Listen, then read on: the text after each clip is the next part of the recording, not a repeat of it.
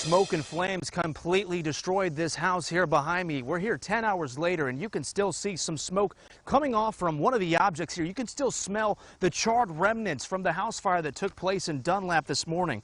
Now, Peoria County Sheriff Brian Asbell tells me 41-year-old Justin Halliburton was taken into custody after he was found walking up his driveway this morning. He's also the owner of the house. Now, this $350,000 house is burnt rubble. Living Lands and Waters is out on the Illinois River picking up trash similar to this canister right here.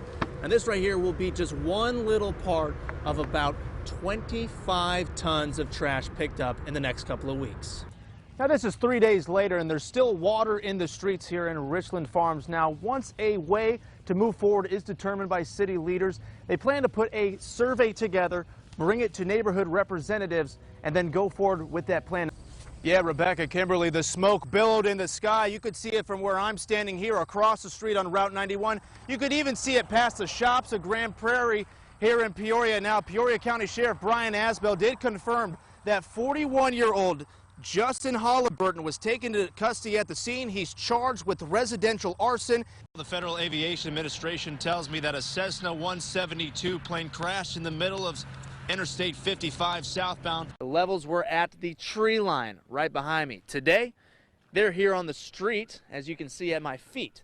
Now, tomorrow, they're going to be all the way across this road and in the yards. Since last August, these buildings behind me here at Mid-State College have sat empty due to the school ultimately closing down. But soon, this sign right here could soon look like this sign right here, bringing more jobs and medical professionals to the Peoria area. Soon, these closed signs are going to be taken away because Governor Pritzker gave the green light for golfers to come out and hit the greens just next week. He's set to be charged with 5 counts of first-degree murder, 2 counts of arson, and 1 count of aggravated arson after a mobile home fire in April here at Timberline Estate.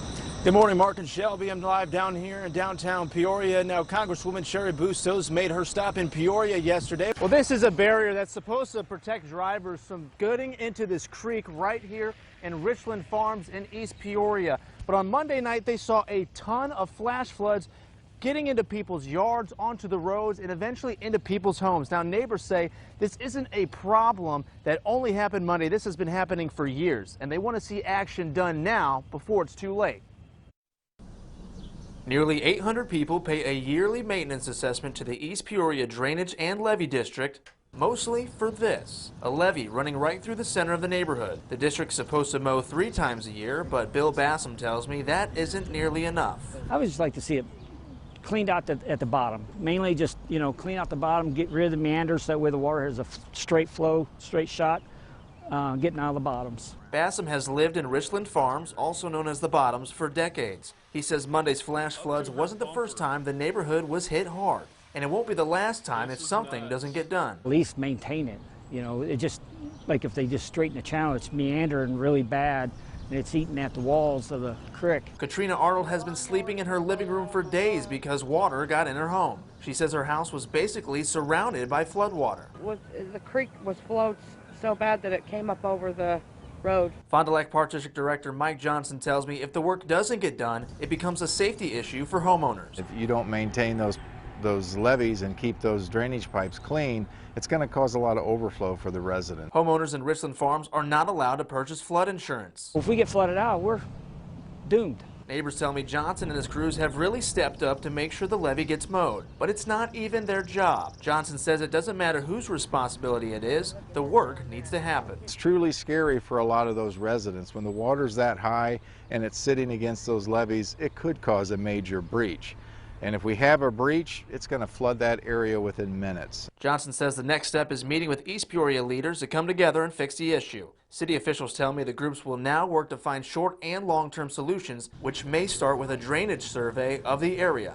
I spoke with witnesses nearby who heard the crash and saw the flames. They say that what they saw is really hard to process. I heard a big crackle. I looked outside and I seen black smoke just rolling. A loud boom followed by billowing smoke, causing traffic to shut down on Interstate 55 southbound for nearly 5 hours. Dorothy Hupp works at the Beck's gas station right next to the crash scene. She called 911 when she first heard about it. There was a gentleman and he had on a hazard vest came running in, yelling to call 911. He said there was a plane crash by exit 126,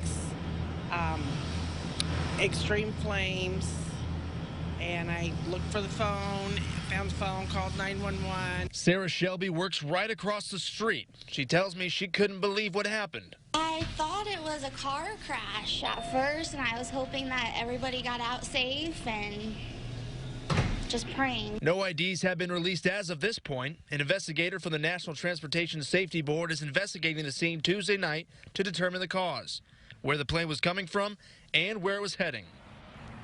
Terry Williams of the National Transportation Safety Board tells me that investigators should be on scene tonight about 6 or 7 o'clock here just in a couple of minutes. As well, he also tells me that identifications of the 3 people that died in that crash should be released tomorrow. Live in Lincoln, Matt Sheehan, back to you. What's your name? Ruby. Ruby? Hupp. Ruby Hupp. What's this been like for you today? Honestly, I just saw the car was stuck and I was like, well, I'll go help them. I got a Jeep. So we trudged through the flash flood, turning into the intersection and getting behind Jeff David's car. All right, here we go, here we go. This is how they're getting out this car. With Jeff's car already in neutral, all Ruby had to do was push. There you go. Getting the car out of the flood and onto dry land. Well, I mean, the water was only up to here on him.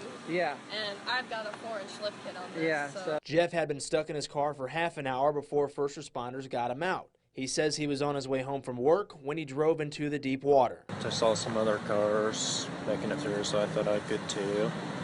And once I realized it was probably too risky, I decided to try and turn, get to higher ground, and the car just stalled. He says he wishes he had taken another route. Should have turned around and tried to go home a different way. Ruby and Jeff met after the water rescue, and he was able to thank her for getting his car out of harm's way. Crazy thing is, this was the second car Ruby pushed out, and she was ready to help more. Any more cars stuck?